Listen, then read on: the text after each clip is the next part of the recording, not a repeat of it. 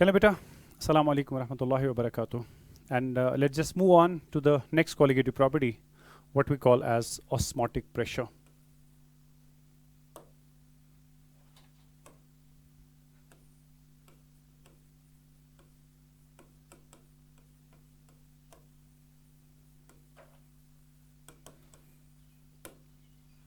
Osmotic pressure, ठीक है. अब ऑस्मोटिक प्रेशर को अंडरस्टैंड करने के लिए बेटा आप एक सिचुएशन अराइज करें कि आपने एक वेसल लिया और इसको आपने दो इक्वल पार्ट्स में डिवाइड किया by semi permeable membrane. And you know, semi permeable membrane या vegetable membrane is the one which allows the selective movement of particles. छोटे छोटे पार्टिकल्स की मूवमेंट को अलाउ करता है, जबकि बड़े बड़े पार्टिकल्स की मूवमेंट जो है वो रिस्ट्रिक्टेड रहती है, ठीक है, in case you are using the semi permeable membrane. Now what I doing is that, इस सेमी परमिएबल मेम्ब्रेन के एक साइड से आप प्योर सॉल्वेंट बेटा ले रहे हो. Let that solvent be water, which is actually always the case with us. और दूसरे साइड से बेटा आपने सोल्यूशन भर दिया है कंटेनिंग नॉन वोलेटाइल सोल्यूट, और आपने बेटा इसको क्लोज किया हुआ है विथ अ लिड. फाइन. आपने यहां भी सॉल्वेंट किसी लेवल तक भर दिया था, यहां भी सोल्यूशन बेटा उसी लेवल तक भर दिया था. So this was filled with the solvent and this was filled with the solution containing non volatile solute. Now see what happens.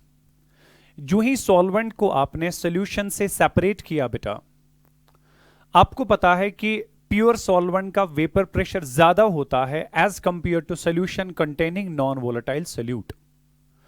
तो इसका सॉल्वेंट का जो अपना वेपर प्रेशर है, if that is P naught, और सोल्यूशन का अपना vapour pressure है that is P S, you know P naught is always greater than P S because solution contains non volatile solute. अब यहां पे इस सेमी परमिएबल मेम्ब्रेन के ऊपर बेटा यहां पे वेपर प्रेशर ग्रेडियंट है. एक साइड से वेपर प्रेशर ज्यादा, दूसरे साइड से वेपर प्रेशर कम. So because of this vapour pressure gradient there is the non equilibrium state in this particular system. और जब भी कोई सिस्टम बेटा एक नॉन इक्विलिब्रियम स्टेट में होता है, वह हमेशा कोशिश करता है अपने आप को इक्विलिब्रियम में लाया जाए, because equilibrium state is always considered to be the most stable state for any reversible system. तो यहां पर आपके पास बेटा सेमी परमिएबल मेम्ब्रेन के ऊपर प्रेशर ग्रेडियंट होने की वजह से आपका सिस्टम नॉन इक्विलिब्रियम स्टेट में है, और यहां पे सिस्टम को इक्विलिब्रिएट करने के लिए दोनों साइड का वेपर प्रेशर जो है उसको बराबर बराबर करना पड़ेगा. तो उसके लिए क्या होता है, सॉल्वेंट जो है वो स्पॉन्टेनियसली अपनी मूवमेंट स्टार्ट कर देता है. ठीक है, सॉल्वेंट स्पॉन्टेनियसली अपनी मूवमेंट स्टार्ट कर देता है from the pure solvent side to the solution side. ये जो सॉल्वेंट मॉलिक्यूल्स की मूवमेंट होती है फ्रॉम इट्स हायर कॉन्सेंट्रेशन, यानी कि from the higher concentration of the solvent to the lower concentration of solvent, because यहां पे तो प्योर सॉल्वेंट ही है तो ऑब्वियसली इसकी कॉन्सेंट्रेशन ज्यादा है. यहां पे सॉल्वेंट के साथ सोल्यूट भी है तो जाहिर सी बात है यहां पे सॉल्वेंट की कॉन्सेंट्रेशन कम है. Movement of solvent molecules from the region of higher solvent concentration to the region of lower solvent concentration through the semi-permeable membrane, इस phenomena को बेटा osmosis कहा जाता है. तो यहां पे सॉल्वेंट मॉलिक्यूल्स का ऑस्मोसिस होने की वजह से सॉल्यूशन साइड से वॉल्यूम जो होता है बेटा वो इंक्रीज होने लगता है. ठीक है, सॉल्यूशन साइड से जो है वॉल्यूम धीरे धीरे करके इंक्रीज होने लगता है. तो लिक्विड लेवल जो है बेटा it starts rising, liquid level starts rising. Fine. जब यहां पे लिक्विड लेवल बेटा धीरे धीरे करके ऊपर चली गई, राइट, लिक्विड आपका ऊपर आता चला गया, सॉल्यूशन आपका ऊपर आता चला गया, तो सॉल्यूशन साइड से वेपर प्रेशर जो है वो इंक्रीज होने लगेगा because of two reasons. One, solvent movement की वजह से ये वाला सॉल्यूशन डाइल्यूट हो जाएगा, और डाइल्यूशन की वजह से जाहिर सी बात है बेटा number of volatile molecule surface पे इंक्रीज हो जाएंगे तो वेपर प्रेशर ज्यादा हो जाएगा. दूसरी बात यह है जब यहां से सॉल्यूशन का लेवल इंक्रीज होता चला गया तो वेपर फेज मॉलिक्यूल्स को जो स्पेस मिलेगा बेटा वो कम मिलेगा. Vapour phase molecules will be brought close to each other, जिसकी वजह से number of vapour phase molecule striking per unit area ज्यादा होंगे और वेपर प्रेशर जो होगा बेटा वो ज्यादा हो जाएगा. Solvent movement continues to take place until a state is reached at which the vapor pressure on the two sides become equal. उस पर्टिकुलर स्टेट को आप इक्विलिब्रियम स्टेट के नाम से जानेंगे। और जो ही इक्विलिब्रियम एक्वायर हुआ, इक्विलिब्रियम एक्वायर करने तक इस ऑस्मोसिस की वजह से यहां से डेफिनेटली बेटा कुछ एक्स्ट्रा वेपर प्रेशर डेवलप होता चला गया। जो भी एक्स्ट्रा वेपर प्रेशर डेवलप हो जाता है on the solution side due to osmosis, इस एक्स्ट्रा वेपर प्रेशर को बेटा कहा जाता है ऑस्मोटिक प्रेशर, राइट। और उस ऑस्मोटिक प्रेशर को आप बेटा रिप्रेजेंट करते हैं इस साइन से, व्हाट वी राइट एज पाई, ठीक है। सो पाई यहां पे रिप्रेजेंट कर रहा है बेटा osmotic pressure of the solution, number one. Number two is that, अब यहां पे जो ये ऑस्मोटिक प्रेशर बेटा डेवलप हुआ, ये कैसे कोलिगेटिव प्रॉपर्टी है वो समझ लीजिए। जितना यहां पे सल्यूट की कॉन्सेंट्रेशन ज्यादा होगी, जितना यहां पे सल्यूट के नंबर ऑफ मोल ज्यादा होंगे इन द सॉल्यूशन, उतना इस साइड का वेपर प्रेशर काफी नीचे होगा as compare to that of solvent, और उतना इन दोनों का वेपर प्रेशर इक्विलिब्रिएट करने के लिए इस साइड से ज्यादा वेपर प्रेशर डेवलप करना पड़ेगा, यानी कि ऑस्मोटिक प्रेशर जो होगा बेटा वो ज्यादा होगा, ठीक है ना। सो ऑस्मोटिक प्रेशर तब ज्यादा हुआ जब यहां पे नंबर ऑफ मोल सल्यूट के ज्यादा थे। जो भी कोई प्रॉपर्टी का value number of moles of solute पे डिपेंड करेगा उसको कोलिगेटिव प्रॉपर्टी कहा जाता है। So that way osmotic pressure is a colligative property. लेकिन इसी ऑस्मोटिक प्रेशर को बेटा डिफाइन किया जा सकता है in some other ways as well. And before I take that part कि ऑस्मोटिक प्रेशर को और कैसे समझा जा सकता है, मैं आपको इतना बताऊं कि जो ही यहां पे इक्विलिब्रियम स्टेट एक्वायर हो गया बेटा, इक्विलिब्रियम स्टेट पे सॉल्वेंट मूवमेंट जो है it does not stop.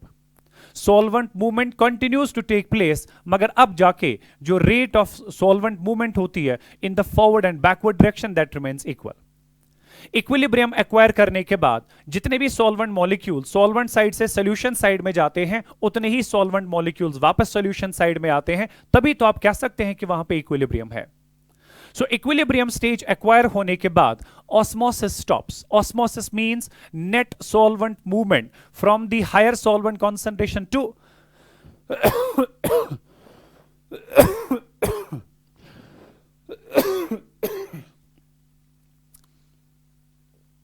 Osmosis में बेटा नेट सॉल्वेंट मूवमेंट होता है from the higher solvent concentration to lower solvent concentration. लेकिन जब आप इक्विलिब्रियम की बात करते हैं, there is no net solvent movement. जितनी सॉल्वेंट मूवमेंट सॉल्वेंट से सॉल्यूशन साइड से होती है, उतनी ही सॉल्यूशन साइड से वापस सॉल्वेंट साइड से भी हुआ करती है। So at equilibrium the osmosis has definitely stopped. There is no osmosis now, but the solvent movement continues in both the directions at the same pace, at the same rate. Is that part clear? That's number one. Number two is that जो ही ये equilibrium acquire हुआ बेटा, equilibrium stage पे equilibrium stage acquire होने के साथ ही osmosis रुक जाता है, ठीक है। ऑस्मोसिस रुक जाता है, तो मैं ऑस्मोटिक प्रेशर को ऐसे भी इंटरप्रेट कर सकता हूं बेटा कि ऑस्मोटिक प्रेशर वो एक्स्ट्रा वेपर प्रेशर डेवलप हुआ on the solution side, right. Osmotic pressure वो एक्स्ट्रा वेपर प्रेशर डेवलप हुआ ऑन द सॉल्यूशन साइड, जिसकी वजह से ऑस्मोसिस रुक गया। Otherwise osmosis was taking place, right. मगर जो ही ऑस्मोसिस स्टॉप हो गया, आपने कहा कि एक्स्ट्रा वेपर प्रेशर जो डेवलप हुआ that's called as the osmotic pressure. तो ऑस्मोटिक प्रेशर वो एक्स्ट्रा वेपर प्रेशर होता है ऑन द सॉल्यूशन साइड जो कि ऑस्मोसिस को रोक देता है, राइट, जिसकी वजह से ऑस्मोसिस रुक जाता है।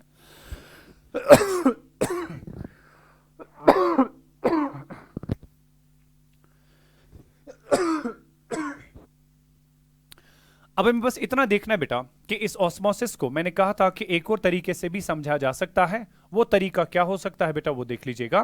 फिर से मैं सॉल्वेंट को सेपरेट कर रहा हूं from the solution bye means of a semi permeable membrane, मगर मैं इस सेमी परमेबल मेम्ब्रेन से बेटा एक जो है मूवेबल पिस्टन यूज कर रहा हूं, ठीक है।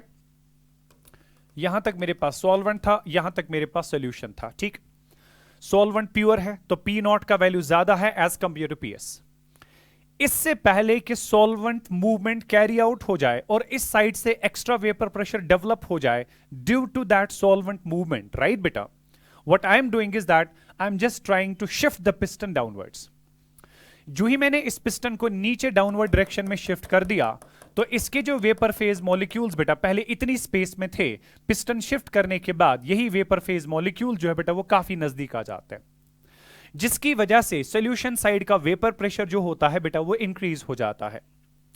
सो अगर मैं ऐसा करूं कि सॉल्वेंट को सॉल्यूशन साइड से, ठीक है, सेपरेट करने के बाद यूजिंग ए सेमी परमिएबल मेम्ब्रेन, इससे पहले कि सॉल्वेंट मूवमेंट कैरी आउट हो जाए, मैं अगर इस पिस्टन को नीचे की ओर शिफ्ट करूं और इतना शिफ्ट करूं बेटा कि सॉल्यूशन साइड का वेपर प्रेशर एग्जैक्टली सॉल्वेंट के वेपर प्रेशर के बराबर पहले ही आ जाए without any solvent movement, right, तब जाके जो एक्स्ट्रा वेपर प्रेशर आपको यहां से डेवलप करना पड़ा बेटा, that is also called as the osmotic pressure. क्योंकि आपने अभी देखा था ऑस्मोटिक प्रेशर वो एक्स्ट्रा वेपर प्रेशर डेवलप हुआ था जिसकी वजह से ऑस्मोसिस नहीं हो पाई, जिसकी वजह से ऑस्मोसिस रुक गई। अब इसी तरह से बेटा अगर मैं पहले से ही वो एक्स्ट्रा वेपर प्रेशर डेवलप करूं ताकि मैं ऑस्मोसिस को होने ना दूं, तो वो जो extra vapour pressure solution side से डेवलप हम करते हैं बेटा, अप्लाई हम करते हैं बेटा, उसको भी ऑस्मोटिक प्रेशर कहा जाता है। सो ऑस्मोटिक प्रेशर को बेटा दो तरीकों से डिफाइन किया जाएगा। One, the extra vapour pressure that develops on the solution side due to osmosis right through a semi permeable membrane, that is what we call as the osmotic pressure. या फिर मैं ऐसे भी कहूं बेटा, the pressure that needs to be applied on the solution side, extra vapour pressure that needs to be applied on the solution side such that no osmosis takes place, उसको भी बेटा ऑस्मोटिक प्रेशर कहा जाएगा। ये हमारे पास बेटा osmotic pressure जो है उसका कॉन्सेप्ट था कि ऑस्मोटिक प्रेशर हमारे पास क्या होता है, और मैंने आपको समझा दिया how it is a colligative property because it directly depends upon the number of moles of non volatile solute added. Is that part clear बेटा? So that was osmotic pressure concept क्या है। अब यहां पे बेटा हम बात करेंगे आगे, आई विल बी टॉकिंग अबाउट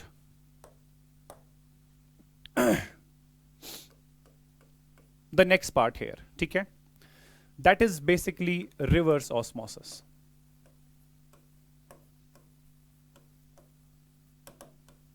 ठीक है, रिवर्स ऑस्मोसिस। देखिए अगर हम बात करेंगे सपोज इस कंडीशन की कि मैंने जो एक्स्ट्रा वेपर प्रेशर यहां पे डेवलप किया ताकि ऑस्मोसिस को होने ही ना दिया जाए, आपने उस एक्स्ट्रा वेपर प्रेशर को ऑस्मोटिक प्रेशर कहा। अगर मैं पिस्टन को बेटा और नीचे धकेल दूं, ठीक है, जहां पे मैंने वेपर प्रेशर इक्विलिब्रिएट कर दिया था, अगर मैं इस पिस्टन को और नीचे धकेल दूं बेटा, तो पिस्टन को और नीचे लाने की वजह से जो वेपर फेज मॉलिक्यूल्स हैं वो बहुत ज्यादा नजदीक आ जाते हैं, और वेपर फेज मॉलिक्यूल्स नजदीक नजदीक नजदीक नजदीक आने की वजह से यहां पे जो वेपर प्रेशर है बेटा वो इतना ज्यादा डेवलप होगा कि अब जाके फिर से वेपर प्रेशर ग्रेडियंट क्रिएट होगा।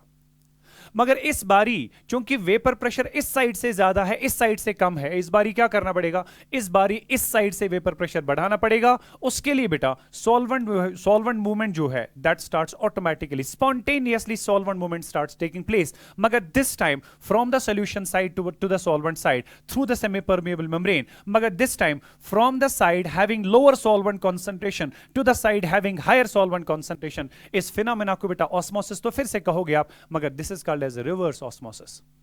So reverse osmosis simply means movement of solvent molecules from the lower solvent concentration to higher solvent concentration through the semi-permeable membrane। Is that part clear? Number one। Number two is that reverse osmosis create करने के लिए क्या करना पड़ेगा, solution side से जो pressure develop करना है that should be greater than the osmotic pressure, तब जाके ही बेटा आपका वहां पे जो असल में osmosis है that will take place in the reverse direction। और जहां तक रिवर्स ऑस्मोसिस की बात है, इस रिवर्स ऑस्मोसिस कॉन्सेप्ट की बेटा एक इंपॉर्टेंट एप्लीकेशन है बेटा, and that application is basically या रिवर्स ऑस्मोसिस जो है इसकी एक बहुत इंपॉर्टेंट एप्लीकेशन है that is called as desalination of water. Desalination of water, ठीक है, आपने सुना होगा बेटा आजकल जो हमारे पास वाटर प्यूरिफायर्स होते हैं उसको लिखा जाता है RO water. RO water means जिसमें रिवर्स ऑस्मोसिस के थ्रू प्यूरिफाई किया गया होगा। तो उसमें टेक्निक जो है बिल्कुल वही इस्तेमाल की जाती है। आपके पास जो वाटर होता है बेटा इम्प्योर फॉर्म में, वो बेसिकली एक टैंक में भर दिया जाता है जिसमें आपके पास बेटा इम्प्योर वाटर होगा और दूसरे साइड से आपके पास प्योर वाटर होता है, और इस साइड से इतना वेपर प्रेशर, इतना एक्स्ट्रा वेपर प्रेशर डेवलप किया जाता है which is greater than the osmotic pressure, जिसकी वजह से यहां से सॉल्वेंट मॉलिक्यूल्स मूव करते हैं इनटू दिस पर्टिकुलर साइड, और यहां पे आपका सॉल्यूट जो होता है बेटा वो जमा रहता है। तो इस तरीके से आपने सॉल्यूट को बेटा पानी से अलग कर दिया, इसको कहते हैं डीसैलिनेशन ऑफ वाटर, और यहां से इसके साथ नल लगा होता है और हम जो पानी पीते हैं बेटा वो ये वाले साइड का पीते हैं। So that way, जो आपके पास impure water था, containing some impurities, those impurities were retained because the semi-permeable membrane only allows the solvent movement. Is that part clear, बेटा? So that was actually reverse osmosis. और इस reverse osmosis का fundamental concept क्या है बेटा? वो भी मैंने आपके सामने रख दिया है. So इसको use किया जाता है in the desalination of water. Examination में आपके NEET examination में कभी-कभी पूछा जाता है बेटा, JEE में कभी-कभी पूछा जाता है. Desalination of water is the application of which of the following concepts, right? Elevation and boiling point, depression and freezing point, osmotic pressure वगैरह वगैरह, ये चीज आपको पूछी जाती है. That is one application of basically the reverse osmosis. एक और चीज याद रखें बेटा, जो आपके पास osmotic pressure है as a colligative property, इसको specifically use किया जाता है to determine the molecular masses. To determine the molecular masses of, you have to remember this, इनको यूज किया जाता है to determine the molecular masses of polymers. Very importantly polymers, right? जो भी आपके पास बेटा पॉलीमेरिक सबस्टेंसेज होती है, like proteins, like enzymes, like starch, like cellulose, right? जो भी पॉलीमेरिक सबस्टेंसेज हुआ करती हैं बेटा, कभी भी आप किसी पॉलीमर के लिए बेटा उसका मॉलिक्यूलर मास निकालना चाहें, कॉलिगेटिव प्रॉपर्टीज में सबसे बेहतरीन तरीका जो यूज करने का है, that is basically the osmotic pressure. Now the point is why. Basically जो आपके पास बेटा पॉलीमर्स होते हैं, they have got high molecular mass and they are of very large size, जिसकी वजह से इन सोल्यूट पार्टिकल्स को सेमी परमिएबल मेम्ब्रेन के थ्रू मूव करना पॉसिबल नहीं होता है. जब वहां पे कोई भी सोल्यूट पार्टिकल मूव नहीं कर पाया, तो वहां पे ऑस्मोटिक प्रेशर जो है बेटा वो सही तरीके से करेक्ट मेजरमेंट आपको देता है, और अकॉर्डिंगली जो मॉलिक्यूलर मास है बेटा वो भी बिल्कुल सही तरीके से निकल आता है. तो इसको स्पेसिफिकली यूज किया जाता है to determine the molecular masses of polymers. Is that part clear? So that was basically second application part जो आपको ऑस्मोटिक प्रेशर का याद रखना है. One was reverse osmosis and desalination of water, other is the determination of molecular mass of polymers. और इसमें जो method use किया जाता है बेटा, that is called as Berkeley Hartley method.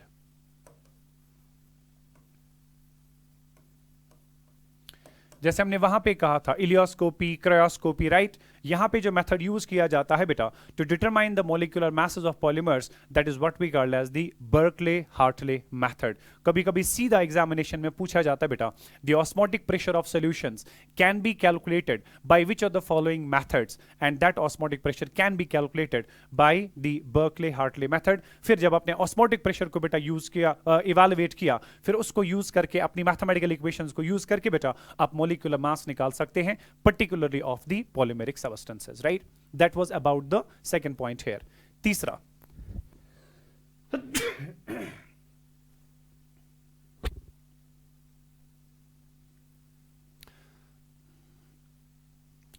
okay.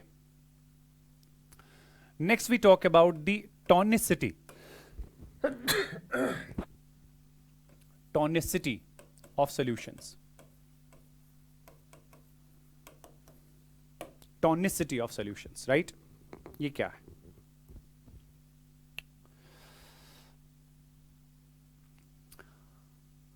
आप अगर कभी भी, ठीक है, अगर आप कभी भी बेटा कोई दो सॉल्यूशंस को आपस में सेपरेट करते हैं by means of semi permeable membrane, आप इन दो सॉल्यूशंस को with respect to each other hypotonic कह सकते हो, हाइपरटोनिक कह सकते हो, आइसोटोनिक कह सकते हो, ठीक है?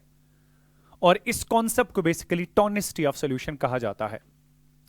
और इस कॉन्सेप्ट को यूज करके बेटा इसका एप्लीकेशन पार्ट ये रहता है कि आप सॉल्वेंट मूवमेंट डिसाइड कर सकते हो कि which way the solvent is going to move, right? So tonicity of solutions में I will be talking about the hypotonic, I will be talking about the hypertonic, and I'll be talking about the isotonic solutions, right? Isotonic solutions, hypotonic solution, hypertonic solution and isotonic solution, ठीक है? अब देखिए बेटा hypotonic, hyper और isotonic solutions क्या होते हैं.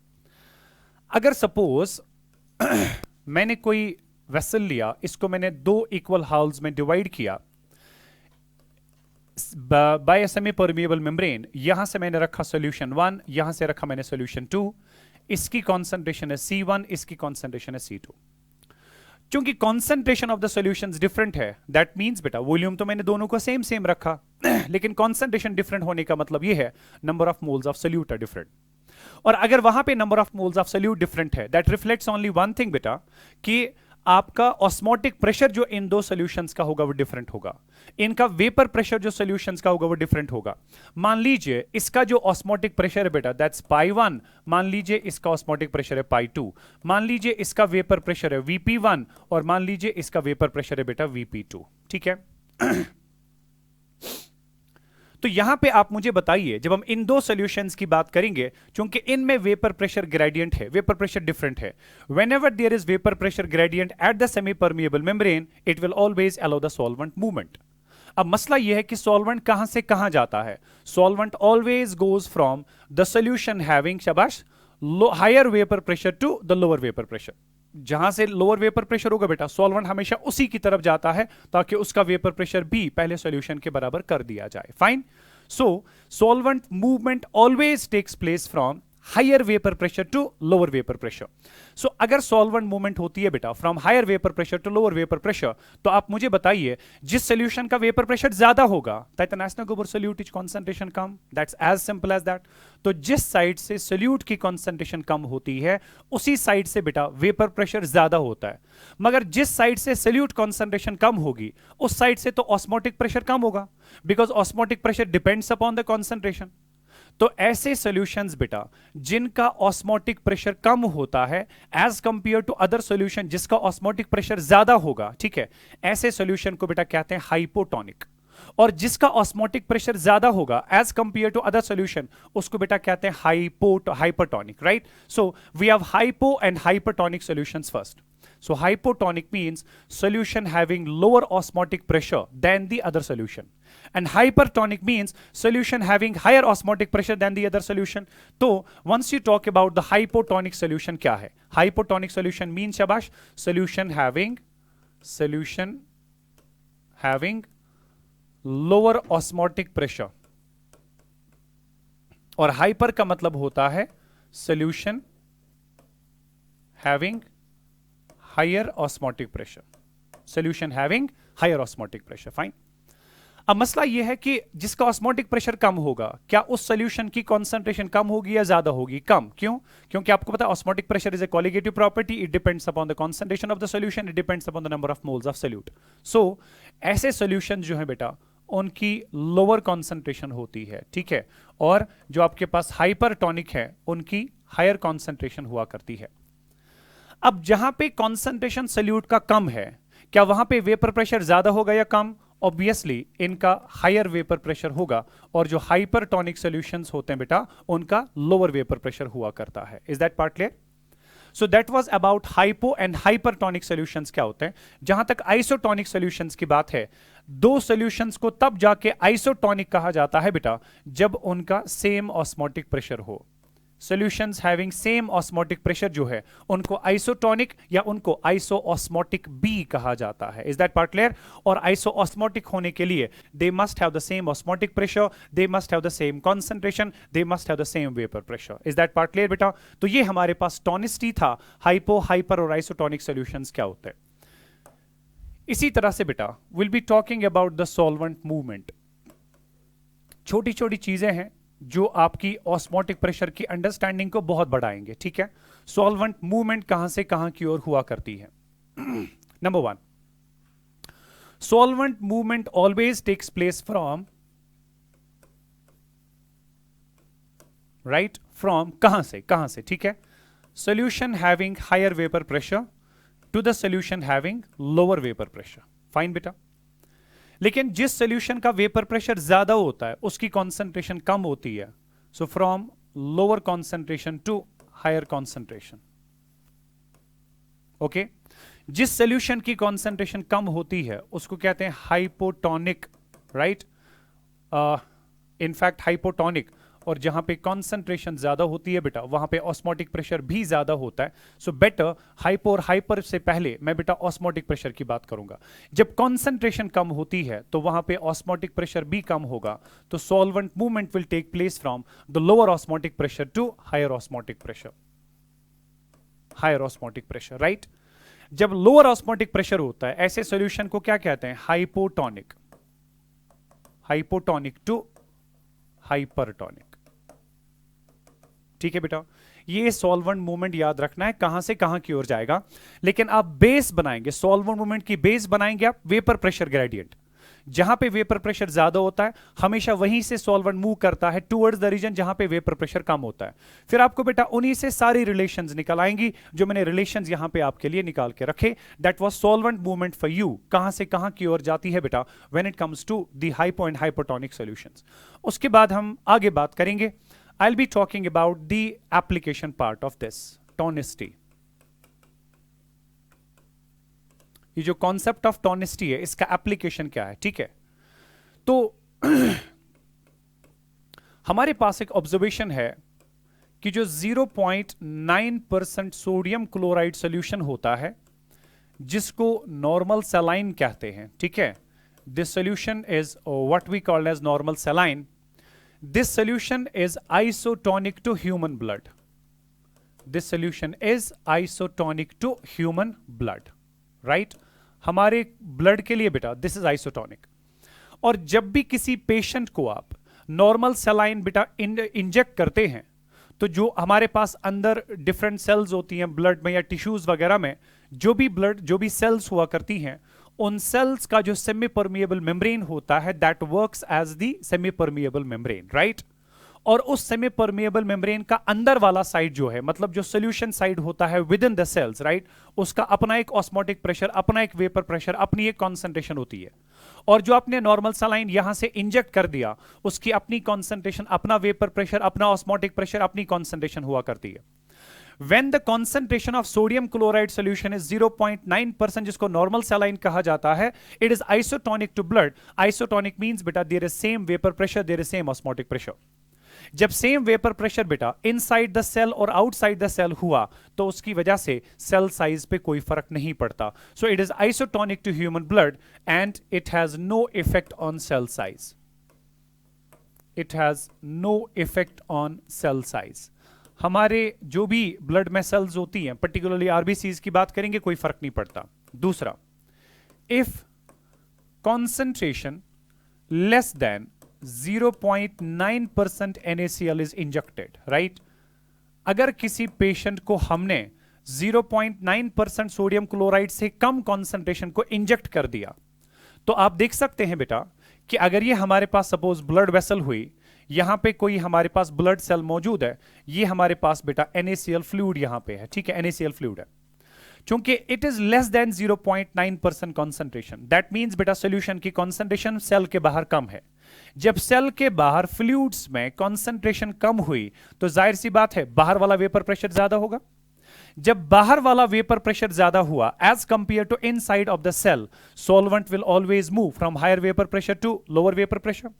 जब सॉल्वेंट हायर से लोअर वेपर प्रेशर की तरफ चला गया तो सॉल्वेंट सेल के अंदर जाएगा through the semi permeable membrane, जिसकी वजह से बेटा सेल जो है उसका धीरे धीरे करके साइज बढ़ जाता है।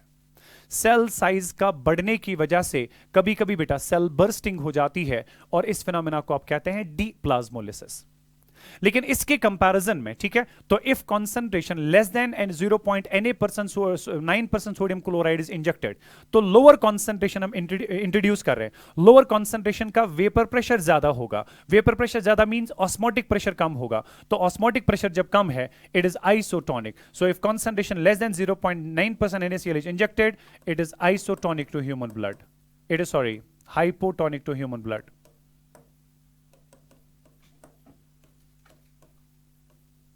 It is hypotonic to human blood, right? Does it lead to any change in the cell size? Yes. क्या करता है बेटा? It leads to cell bursting. It leads to cell bursting. और cell bursting को बेटा क्या कहते हो आप? Deplasmolysis. ठीक है। इसी तरह से मेरे पास इसमें तीसरा केस भी है। If concentration greater than 0.9% NaCl is injected, right? अगर इससे आपने हायर कॉन्सेंट्रेशन को बेटा इंजेक्ट कर दिया, ठीक है, तो जब आपने हायर कॉन्सेंट्रेशन फ्लूइड में डाल दिया, सेल के अंदर जो है बेटा कॉन्सेंट्रेशन कम है, वेपर प्रेशर ज्यादा है, सेल के बाहर जो है कॉन्सेंट्रेशन ज्यादा है, वेपर प्रेशर कम है, solvent will move from the higher vapour pressure to lower vapour pressure, यानी कि from inside the cell to the fluids. जब बेटा सेल सोल्यूशन बाहर आने लगा, वहां से सॉल्वेंट सॉरी बाहर आने लगा, तो उसकी वजह से सेल साइज जो है धीरे धीरे करके कम हो जाएगा, सेल का श्रिंक होना जो है बेटा, इसको हम कहते हैं प्लाज्मोलिसिस, राइट। सो ये वाला सोल्यूशन जब बाहर बेटा कॉन्सेंट्रेशन ज्यादा था, कॉन्सेंट्रेशन ज्यादा मींस इसका ऑस्मोटिक प्रेशर कम, इसका सॉरी वेपर प्रेशर जो होगा वो कम होगा, मगर इसका ऑस्मोटिक प्रेशर ज्यादा होगा। So it is hypertonic, it is hypertonic to blood, it is hypertonic to blood. और अगर ये ब्लड के लिए हाइपरटोनिक है, उससे क्या होगा बेटा, it will lead to cell shrinking. और जहां तक सेल श्रिंकिंग की बात है बेटा, इसको आप कहते हैं प्लाज्मोलिसिस, ठीक है। ये इसका एप्लीकेशन पार्ट था टॉनिस्टी का नॉर्मल सलाइन के साथ बेटा, कैसे हम इसको रिलेट करते हैं, कभी कभी आपको एग्जामिनेशन में पूछा जाता है। याद रखना, जो भी एप्लीकेशन पार्ट होता है कॉन्सेप्ट्स का, वो नेशनल लेवल एग्जाम्स के लिए बहुत इंपॉर्टेंट होता है। जहां पर भी कहीं पे आपको लगे कि कोई भी कॉन्सेप्ट हमारा फिजिक्स का, केमिस्ट्री का, बायोलॉजी का, आपको लगता है कि ये हमारी human life, day to day life के साथ बेटा रिलेटेड है, प्लीज रिमेंबर वो कॉन्सेप्ट जो है उसके रिलेटेड जो आपके पास क्वेश्चन है बेटा, बहुत इंपॉर्टेंट बनते हैं for any national level examination, ठीक है। सो दैट वाज ऑल अबाउट कि ऑस्मोटिक प्रेशर जो है ये कॉन्सेप्ट क्या है, और इसमें हमने डिफरेंट टर्म्स और उनका एप्लीकेशन बेटा ले लिया। आई will be talking about the calculation of osmotic pressure, ठीक है। जहां तक ऑस्मोटिक प्रेशर की बात है बेटा, it is directly proportional to concentration of solution as well as the temperature of the solution, ठीक है। अब मैं इस टेम्परेचर डिटेल में नहीं जाना चाहूंगा बेटा, बस इतना याद रखना है, higher temperature respect osmotic pressure ज्यादा, lower temperature respect osmotic pressure कम। कॉन्सेंट्रेशन पे तो डिपेंड करता ही करता है, हायर कॉन्सेंट्रेशन पे ऑस्मोटिक प्रेशर ज्यादा, लोअर कॉन्सेंट्रेशन पे ऑस्मोटिक प्रेशर कम, वो तो ऑलरेडी बेटा हम जानते ही हैं।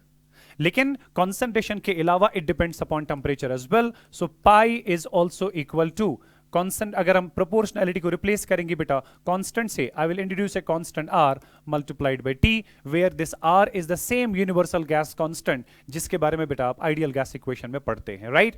ये सी जो आपके पास है बेटा, this is the molar concentration of the solution, this the temperature on kelvin scale, and this is the osmotic pressure in ATM. क्योंकि यहां पे जो आप आर लेते हैं बेटा, इस इक्वेशन में जो आपको आर लेना पड़ेगा, that has to be 0.082 litre atmosphere per kelvin per mole, right. ये तो आर का वैल्यू आपको इस इक्वेशन में मैंडेटरी लेना पड़ेगा, इसके बगैर कोई और वैल्यू इस इक्वेशन में नहीं जाएगा, ठीक है। ये आर का वैल्यू हो गया। सी जो है बेटा, it is basically molar concentration, जरूरी करके, मतलब कोई दो राय इसमें नहीं है, और in the units of moles per litre, right. उसके बाद जो आपके पास टी है बेटा, this is the temperature on kelvin scale, this is temperature on kelvin scale, fine. और उसके बाद पाई जो आपके पास है, this is osmotic pressure in ATM. ये हमेशा बेटा ऑस्मोटिक प्रेशर जो है हम एटीएम में ही लिया करते हैं। Is that part clear? So that was something about कि ऑस्मोटिक प्रेशर जो है बेटा उसको किस इक्वेशन से निकाला जा सकता है, और इसमें जो डिफरेंट टर्म्स हमारे पास है बेटा इनके अपने अपने माने क्या रहते हैं और कौन किस यूनिट में आपको लेना पड़ेगा। मैं इस इक्वेशन को थोड़ा सा बेटा और एक्सपैंड करना चाहूंगा। Pi is equal to concentration, आपको पता है बेटा, you take that as n B upon V, then we have into R T. ये हमारे पास एक और इक्वेशन है जो आप यूज कर सकते हो बेटा to calculate the osmotic pressure, अगर कभी आपको number of moles of solute और volume of solution बेटा दिया होगा in liters, right?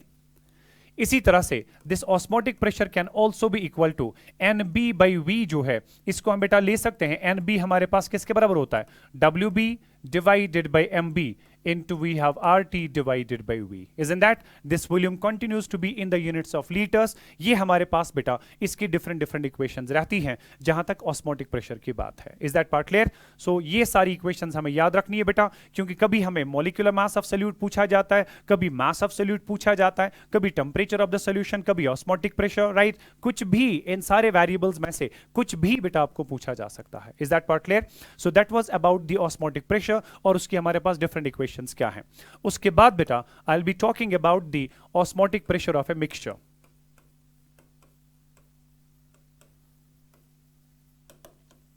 Osmotic pressure of a mixture, right. अगर आप कभी ऐसा सोचें बेटा कि हमारे पास एक सोल्यूशन था, उसका कुछ ऑस्मोटिक प्रेशर था पाई 1, एक और सोल्यूशन था उसका अपना कुछ ऑस्मोटिक प्रेशर था पाई 2, एक और सोल्यूशन था उसका अपना कुछ ऑस्मोटिक प्रेशर था पाई 3। क्योंकि डिफरेंट डिफरेंट कॉन्सेंट्रेशंस के सॉल्यूशंस थे, डिफरेंट डिफरेंट ऑस्मोटिक प्रेशर्स के सॉल्यूशंस थे।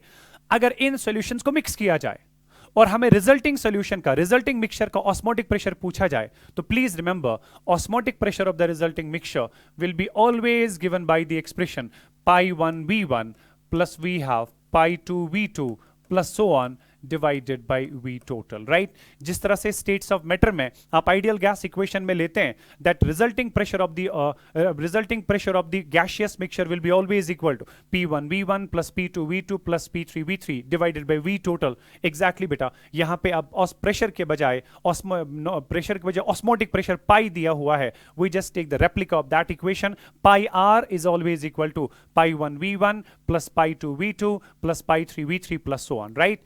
लेकिन एक चीज का आपने ख्याल रखना है बेटा, अगर कभी क्वेश्चन ऐसे दिया गया कि आपके पास कोई 3 सॉल्यूशंस मिक्स किए जा रहे हैं मगर उनका ऑस्मोटिक प्रेशर वहीं से नहीं दिया हुआ है, ठीक है, वहीं से उनका ऑस्मोटिक प्रेशर नहीं दिया हुआ है, तो ऐसे केसेस में आप ऐसा ना करें कि आप पहले एक सॉल्यूशन का ऑस्मोटिक प्रेशर निकालेंगे तो pi1 will be equal to CRT1, right, या C1RT1, फिर या C1RT, उसके बाद दूसरे सॉल्यूशन का ऑस्मोटिक प्रेशर निकालोगे, that will be pi2 is equal to C2RT, फिर तीसरे सॉल्यूशन का अलग से निकालोगे C3 into we have RT ना।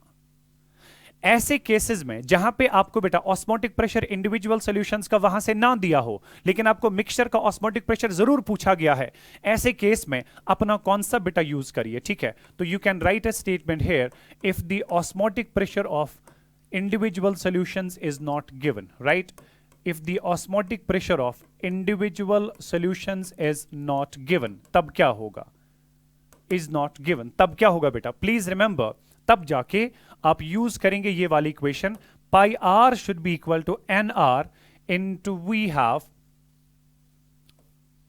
N, then we have the gas constant R into T divided by V, right. अब मसला है ये एन आर क्या है, क्योंकि आपको पता है कि कोलिगेटिव प्रॉपर्टीज का वैल्यू जो है that only depends upon the number of moles of non volatile solute added, right, irrespective of the fact क्या वो सोल्यूट पार्टिकल्स एक दूसरे से डिफरेंट हैं, क्या उन सोल्यूट पार्टिकल्स का मॉलिक्यूलर मास अलग है, क्या उन सोल्यूट पार्टिकल्स का मॉलिक्यूलर मास डिफरेंट है, मॉलिक्यूलर साइज डिफरेंट है, doesn't matter, it is only the number dependent concept, right बेटा, नंबर डिपेंडेंट कॉन्सेप्ट।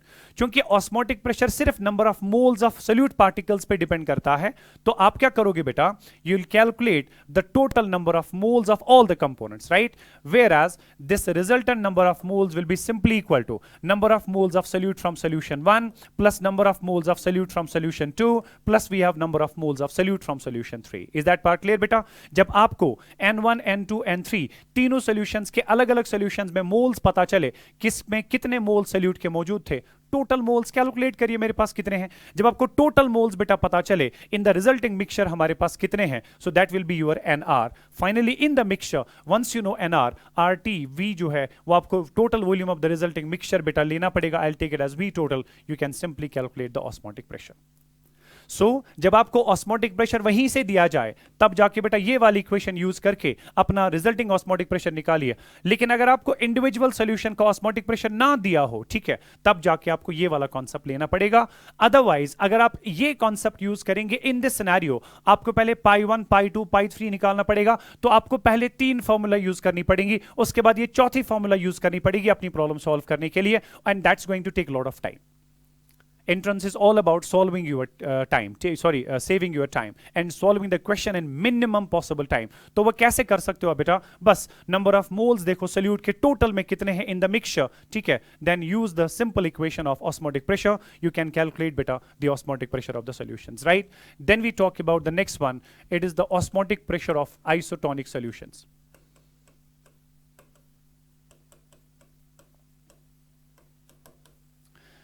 क्योंकि आइसोटोनिक सॉल्यूशंस के लिए आपको पता है बेटा, for isotonic solutions you know pi 1 जो आसा बराबर पाई 2, यानी कि ऑस्मोटिक प्रेशर दोनों का सेम होता है। अब अगर पाई 1 पाई 2 के बराबर है, that means C1RT1 should be equal to C2RT2, right बेटा। मगर आपको पता है R और R कैंसिल होगा, तो मेरे पास C1T1 will be equal to C2T2, right. C1 जो होता है that will be N1 T1 divided by V1. N by V is concentration, which will be equal to N2 T2 divided by V2. Fine. Likewise, N1 होता है W1 divided by M1, है ना? Then we have T1 divided by V1. That will be equal to, ये बनेगा W2 T2 divided by M2 into we have V2, right? तो ये different equations बनती है बेटा ऑस्मोटिक आइसोटोनिक सॉल्यूशंस के लिए। कभी उनमें कोई एक कॉन्सेंट्रेशन, कोई एक टेम्परेचर दिया गया, किसी और कॉन्सेंट्रेशन पे टेम्परेचर ऑफ द सॉल्यूशन पूछा गया, कभी आपको नंबर ऑफ मोल्स बेटा पूछे गए, कभी आपको एक का मॉलिक्यूलर मास दिया गया, दूसरे का मॉलिक्यूलर मास पूछा गया, एक का मास दिया गया, दूसरे का मास पूछा गया। ये कॉन्सेप्ट आप याद रखेंगे बेटा, आइसोटोनिक सॉल्यूशंस में इन सारे कॉन्सेप्ट्स को हम यूज करेंगे। ठीक है, प्रॉब्लम्स इसमें कुछ हम इंशाल्लाह सॉल्व करेंगे, but that will be for tomorrow, क्योंकि अब जाके लेक्चर काफी लंबा जा रहा है। So will be doing the numerical stuff tomorrow, that will take us 5-10 minutes, and tomorrow will be also taking up the last topic of the chapter, that is the one half factor and abnormal molecular masses. Thank you so much. Stay blessed. Allah Hafiz.